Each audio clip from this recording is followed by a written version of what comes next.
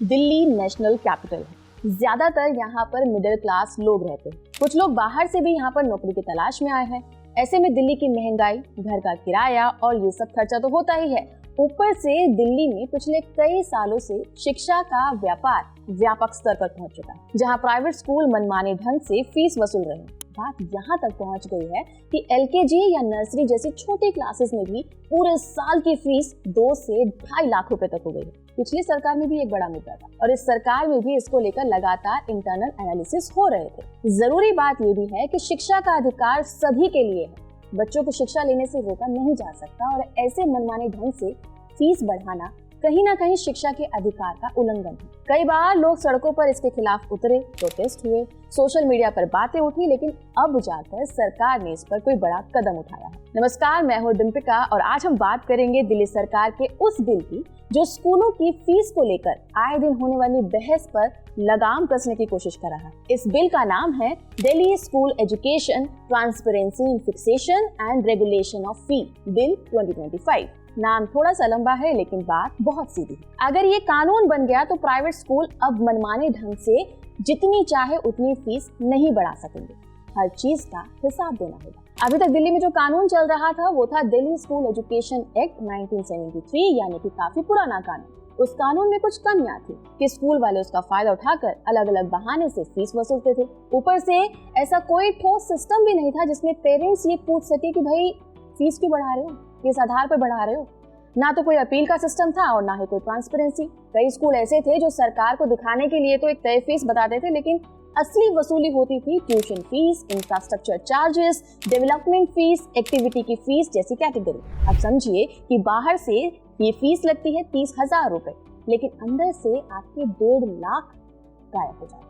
कुछ महीने पहले जब एसडीएम ने दिल्ली के कुछ स्कूलों का इंस्पेक्शन किया तब कई जगहों पर गड़बड़ियां पाई गई। 11 प्राइवेट स्कूलों को नोटिस भेजा गया था और शायद आपको याद होगा डीपीएस द्वारका वाला मामला, जहां कुछ बच्चों को सिर्फ इसलिए लाइब्रेरी में कैद कर दिया गया था क्योंकि उनके पेरेंट्स फीस नहीं भर पाए। उस समय दिल्ली हाई कोर्ट ने स्कूल को जमकर फटकार भी लगाई थी। ये सब बातें हुई जिस वजह से ये बिल सामने आया। तो चलिए जानते हैं इस नए बिल के बारे में। इस बिल को दिल्ली कैबिनेट ने पास कर दिया है और जल्दी ही इसे दिल्ली विधानसभा में भी पेश किया जाएगा। ये कानून नर्सरी से लेकर 12वीं तक के सभी प्राइवेट और गवर्नमेंट एडेड स्कूलों पर लागू होगा। सरकार का कहना है कि इससे ट्रांसपेरेंसी बढ़ेगी और पेरेंट्स को ये जानने का हक मिलेगा कि फीस आखिर क्यों बढ़ रही है। इस बिल में 3 टियर स्ट्रक्चर रखा गया है, यानी कि 3 स्टेप्स में फीस बढ़ाने का प्रोसेस तय होगा। सबसे नीचे स्कूल लेवल पर एक फीस रेगुलेशन कमेटी बनेगी। इसमें स्कूल के प्रिंसिपल, 3 सीनियर टीचर्स और 5 पेरेंट्स शामिल होंगे। इन 5 पेरेंट्स में से कम 1 महिला और 2 लोग SC, ST, OBC समुदाय से होना जरूरी होगा। अब अगर स्कूल फीस बढ़ाना चाहता है तो पहले इस कमेटी से ये प्रस्ताव आएगा और उसे जांचने के बाद एक डिटेल रिपोर्ट बनेगी। मतलब फीस क्यों बढ़ रही है, कितनी बढ़ाई जा रही है, ये सब कुछ कागज पर और ट्रांसपेरेंट तरीके से होगा।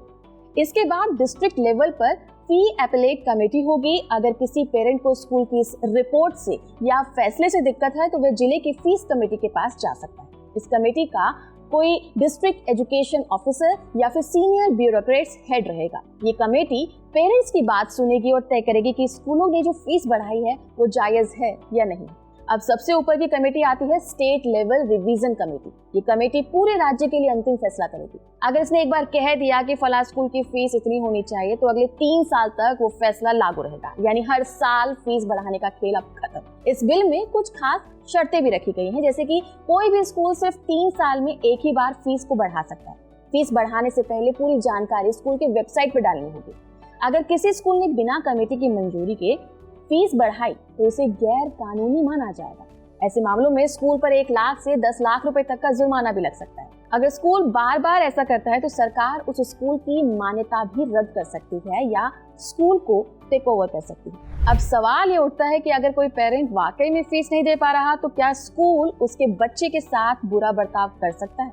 इस बिल में इस बात का खास ध्यान रखा गया। साफ लिखा गया है कि अगर फीस नहीं दी गई तब भी बच्चे का एडमिशन कैंसिल नहीं किया जाएगा, उसे क्लास में आने से नहीं रोका जाएगा और उसे किसी भी तरह की मेंटल टॉर्चर या शर्मिंदगी से नहीं गुजारा जाएगा। मतलब अब स्कूल बच्चे को पेनल्टी के तौर पर क्लास से बाहर नहीं करेगा, ना ही लाइब्रेरी या किसी कोने में बैठाएगा। ये बच्चों की मेंटल हेल्थ का सवाल है और इस पर सरकार ने ये कड़ा स्टैंड लिया है। सरकार का ये भी कहना है कि इस बिल को बनाते वक्त उन्होंने देश के अलग अलग राज्यों के सबसे अच्छे रूल्स को स्टडी किया है और जो बेस्ट प्रैक्टिस थी उसे अपनाया। लेकिन अब असली सवाल ये आता है कि क्या ये बिल विधानसभा में पास होगा, क्योंकि अभी आम आदमी पार्टी इसका समर्थन नहीं कर रही। और अगर कानून बन भी गया तो क्या इसे सही तरह से लागू किया जाएगा? कुल मिलाकर ये बिल पेरेंट्स के लिए एक अच्छी उम्मीद की किरण है। ये कानून अगर सही में लागू हो गया तो आने वाले समय में हजारों फैमिलीज को राहत मिलेगी। लेकिन जैसे कि हम जानते हैं, भारत में कानून बनाना जितना आसान है, उसे जमीन पर लागू करना उतना ही मुश्किल। अब देखना ये होगा कि स्कूल इस नए सिस्टम को अपनाता है या फिर नए तरीके ढूंढ निकालता है फीस वसूली के। इस मुद्दे पर आपकी क्या राय है? आपको क्या लगता है कि ये बिल पेरेंट्स के हित में है या स्कूलों पर ज्यादा सख्ती कर दी गई है? कमेंट करके जरूर बताइए और ऐसे ही जरूरी मुद्दों को समझने के लिए हमारे साथ जुड़े रहिए। नमस्कार।